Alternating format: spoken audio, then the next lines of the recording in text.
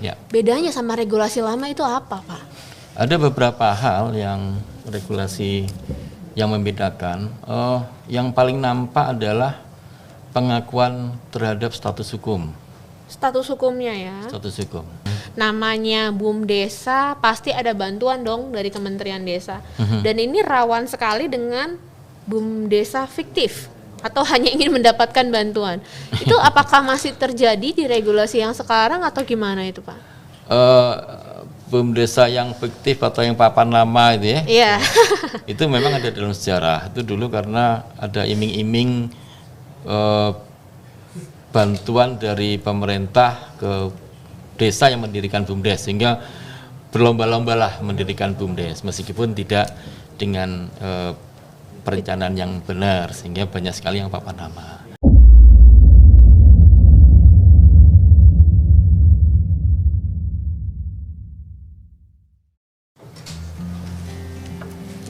Assalamualaikum warahmatullahi wabarakatuh. Salam sejahtera untuk kita semua. Namo Buddhaya, salam kebajikan, Om Swastiastu, salam Pancasila. Saya ditemani oleh salah seorang direktur dari Direktorat Jenderal tempat saya ditempatkan saat ini, Pengembangan Ekonomi dan Investasi Desa, Direktur Pengembangan Kelembagaan, yaitu Bapak Dr. Andes Nugroho Setijo Nagoro ya Pak ya. Iya, Mbak. Selamat siang Pak, salam sehat. Alhamdulillah. Selalu sehat ya Pak ya.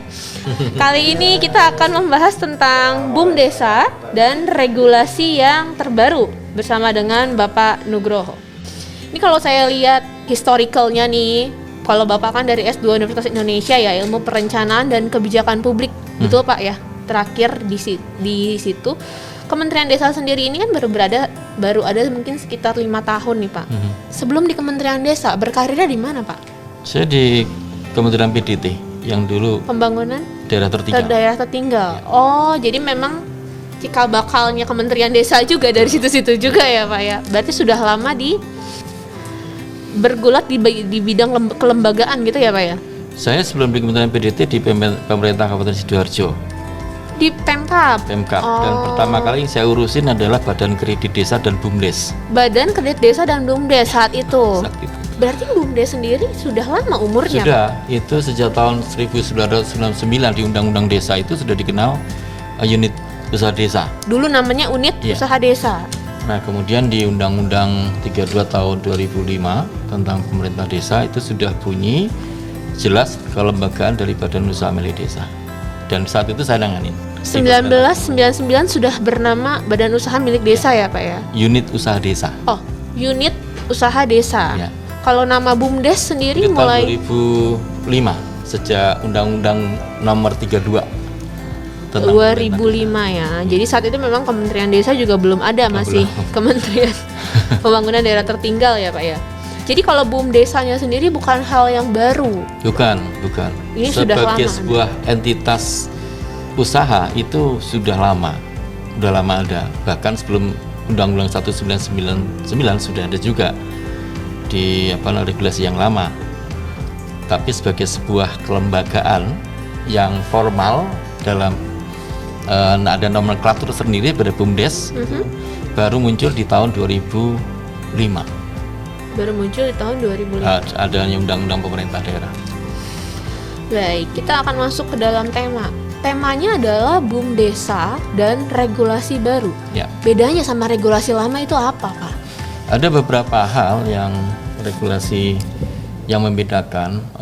Yang paling nampak adalah pengakuan terhadap status hukum. Status hukumnya ya. Status hukum. Di regulasi yang lama, mulai tahun 99 sampai dengan 2014, Undang-Undang Desa, itu belum ada penegasan terhadap status hukum BUMDes. Nah, itu membawa akibat BUMDes ini sulit berkembang. Di zaman itu. Nah, kita memperjuangkan status itu kurang lebih 5 tahun terakhir. Ya, alhamdulillah kemudian diakomodasi dalam Undang-Undang Cipta Kerja, di mana ditegaskan bahwa BUMDes adalah badan hukum. Jadi ini juga mendukung peran dari Undang-Undang implementasi dari Undang-Undang Cipta Kerja ya Pak ya? Amanah dari Undang-Undang Cipta Kerja. badan hukum itu. Lewat BUM Desa ini ya Pak ya. Jadi kalau yang saya dengar nih Pak, sebentar kabar-kabar yang terdengar, namanya BUM Desa pasti ada bantuan dong dari Kementerian Desa. Dan ini rawan sekali dengan BUM Desa fiktif atau hanya ingin mendapatkan bantuan. Itu apakah masih terjadi di regulasi yang sekarang atau gimana itu Pak? BUM Desa yang fiktif atau yang papan nama itu ya, Iya. itu memang ada dalam sejarah. Itu dulu karena ada iming-iming bantuan dari pemerintah ke desa yang mendirikan BUMDes, sehingga berlomba-lombalah mendirikan BUMDes meskipun tidak dengan perencanaan yang benar, sehingga banyak sekali yang papan nama. Nah, kemudian dengan regulasi yang baru itu, regulasi baru itu punya cita-cita, Mbak. Punya cita-cita yang sangat bagus agar BUMDes ini menjadi organisasi atau organisasi unit bisnis yang modern, yang tertata sejak awal, sehingga penataan sejak awalnya mulai dari kelembagaannya, mulai dari proses pembentukannya, bahkan sebelum pembentukan itu sudah mulai ada pengaturan. Artinya pembentukan BUMDes nggak serta-merta, tapi harus didasari dengan kebutuhan. Jadi mendirikan BUMDes itu bukan semata-mata keinginan, tetapi justru kebutuhan. Memang kebutuhannya ya, Kebutuhan untuk mendirikan. Makanya dalam regulasi ini tidak ada pemaksaan pendirian. Kalau memang butuh harus mendirikan BUMDes itu. Ya. Itu dari sisi pendirian. Kemudian dari sisi kelembagaannya juga ditata. Anggaran dasarnya itu di dalam pendirian BUMDes harus memenuhi sekian banyak 9 substansi pokok. Anggaran rumah tangga juga begitu. Kenapa? Anggaran dasar itu menjadi rohnya BUMDes, organisasi BUMDes. Di situ ada aspek permodalan yang harus muncul. Di situ harus muncul tentang siapa yang mengerjakan, nah, pengurusnya, siapa penasehatnya, gitu kan. Kemudian penataan terhadap hak dan kewajiban, SOP tentang kegiatan-kegiatan usaha, bahkan jenis kegiatan usaha harus ada di dalam anggaran dasar supaya ini menjadi ada dukungan masyarakat juga, karena itu dibahas dalam musyawarah desa. Jadi nggak pilihan jenis usaha itu nggak serta-merta, nggak suka-sukanya kepala desa, nggak suka-sukanya direktur, nggak suka-sukanya para elit, tetapi harus dibahas di musyawarah desa. Jadi memang betul-betul menjadi kebutuhan masyarakat desa tentang pendirian BUMDes itu gitu. Tidak bisa keinginan satu pihak saja ya, pihak penguasa, tapi harus ada musyawarahnya. Nah, musyawarah itu menjadi satu organ tertinggi dalam pengambilan keputusan. Jadi setiap kali keputusan strategis tentang BUMDes ada di musyawarah desa.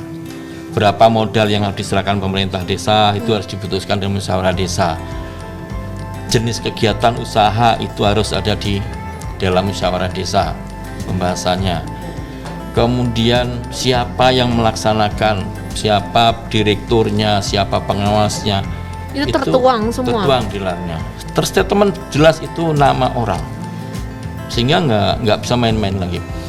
Kemudian pemanfaatan hasil. Nah selama ini kan hasil BUMDesa itu suka-suka direktur, suka-suka kepala desa. Nah tetapi dengan diatur di dalam anggaran dasar, maka mau nggak mau, suka nggak suka harus diikuti. Misalkan pembagiannya untuk kontribusi kepada desa harus 30% dari pendapatan bersih, ya harus. Sudah tertuang ya Pak. Nggak lagi dimain-mainin gitu. Sudah ada persentasenya jelas, ada laporan keuangannya gitu ya Pak ya. Dan sempat juga tadi ngobrol dengan Bapak bahwa nanti juga sudah ada yang mengaudit ya Pak ke depannya. Soal audit itu ada fungsi di organ BUMDes itu ada namanya fungsi pengawas.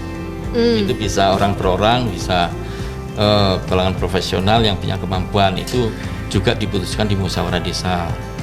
Nah tugasnya adalah mengawasi, dan manakala ada kerugian maka pengawas itu yang akan melakukan audit. Apakah audit itu dilakukan sendiri oleh pengawas? Kalau tidak punya kemampuan mengaudit, ya bisa minta bantuan auditor eksternal, atau bisa minta bantuan dari Pemkab, boleh-boleh saja gitu. sepanjang tidak menyebabkan. Jadi resikonya pun sudah dipikirkan, dan tidak cuma keuntungannya tapi juga sampai ke kalau seandainya terjadi kerugian gitu ya Pak ya. Betul. Itulah yang membedakan regulasi lama dan regulasi baru. Jadi adanya status hukum ini justru akan membuat sulitnya dibuat BUMDes fiktif seperti itu ya Pak ya. Iya, sangat kecil kemungkinan karena kita dalam persyaratan pembentukan badan hukum, tim verifikator kita itu mencermati betul isi anggaran dasar. Ya. Jadi nggak cuman mereka menunjukkan anggaran dasar dalam pengertian itu aja, tapi harus di dalamnya harus ada pengaturannya. Ya sepanjang aturannya masuk akal ya kita akan approve, setujui untuk mendapatkan sertifikat badan hukum. Lalu saat ini dari sekitar 75.000 desa ya Pak, jumlah BUMDesa dan juga BUMDesa bersama. Nah, itu yang saat ini ada di Indonesia sudah ada berapa Pak? Nah, yang berdasarkan hasil registrasi di penghujung tahun 2020 yang kita lakukan secara online, untuk BUMDesanya sendiri itu 41.847 BUMDesa. Kemudian yang BUMDes bersama saat itu terdaftar 502, ditambah dengan BUMDes hasil transformasi dari UPK SPNPM itu di Jawa Timur itu 174 sedikitnya. Sekarang sudah berkembang lebih banyak lagi. Berarti sekitar total 50 ribuan ya Pak, kurang lebih. Ya, 48, 49 lah. Nah itu kondisi di penghujung tahun 2020. Saya yakin angka ini berkembang karena seiring dengan akses internet yang sudah hampir menyeluruh di seluruh desa-desa karena sistem registrasinya dengan online waktu itu. Adanya penguatan status hukum di BUMDesa sendiri nih Pak, pastinya sudah dinaungi oleh entah undang-undang atau PP atau yang semacamnya. Ini yang paling mendasari adanya BUMDesa itu di mana Pak? Selain tadi dari UU Cipta Kerja, dasar hukumnya. PP 11 tahun 2021 sebagai turunan dari Undang-Undang Cipta Kerja. PP 11 tahun 2021 ya Pak ya? Tentang BUMDesa. Tentang BUMDesa. Nah itu yang kita sebut sebagai BUMDesa bentuk sosok yang lengkap ada di dalam PP 11. Mulai dari filosofi pendirian, tata cara pendirian, kelembagaannya, kemudian aturan main, sampai dengan implikasi-implikasi itu ada di dalam PP 11. Jadi Sobat Desa, kalau ada yang ingin mengetahui lebih dalam tentang BUMDesa itu bisa dilihat di PP 11 tahun 2021. Jadi baru keluar fresh-freshnya tahun ini ya Pak ya, dengan segala macam aturan mainnya. Berarti ini kira-kira bisa dibilang baru lahir dalam tanda kutip ya. Regulasinya baru lahir tapi BUMDesanya sudah lama. Ya, betul. Ada gitu ya Pak. Ya. Kalau ini kalau seperti itu kan berarti kan Presiden pun sangat-sangat concern. Makanya ada keluar PP. Ya, pada hampir 3 tahun yang lalu itu Presiden mengeluarkan satu rilis hasil dari audit BPK adanya sekian ribu BUMDes yang mangkrak jasa beliau. Nah itu yang kemudian kita memacu kita untuk bersemangat bagaimana agar bisa mengurangi BUMDes yang papan nama itu tadi. Sambil juga kita mengendalikan dari sisi pendirian. Sisi pendirian itu kita harapkan tidak semata-mata hanya keinginan saja gitu, tapi memang betul-betul butuh kebutuhan untuk mendirikan BUMDes sehingga tidak menjadi BUMDes yang papan nama gitu. Dibuat menjadi tantangan justru untuk Kementerian Desa ya Pak ya. Makanya kita untuk mengatasi kemangkrakan BUMDes itu kita bermitra dengan BUMN, dengan swasta, dengan lembaga pendidikan tinggi macam-macam. Itu mengurangi atau dalam istilah Pak Menteri adalah penguatan atau revitalisasi. Baik, kita akan kupas lagi lebih dalam mengenai BUMDesa dan regulasi baru. Namun setelah jeda yang satu ini, boleh diangkat dulu Pak Nugroho kopinya? Oke.